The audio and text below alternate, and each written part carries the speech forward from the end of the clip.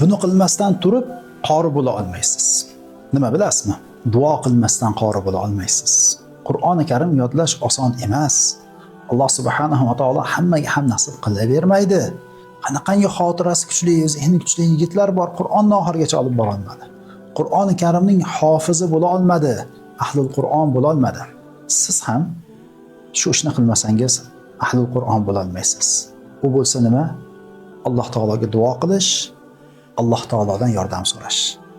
Modomiki Alloh taologa duo qilar ekansiz, Alloh taolo albatta duoingizni eshituvchi zot, ijobat qilguvchi zot.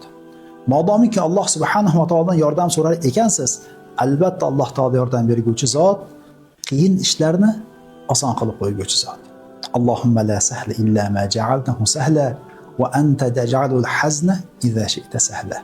Deb Robbi yassir va la tu'assir va la tanqus va tammim bil khayr va bika nasta'in ya fattah deb. Robbi zidni ilma deb mana shu duolarni ko'p qiling. Alloh subhanahu va taolo zehningizni ochadi, o'zining yordamini beradi va siz ham albatta qorilardan bo'lasiz. Va Ramazonda inshaalloh xatm o'tasiz. Assalomu alaykum va rahmatulloh.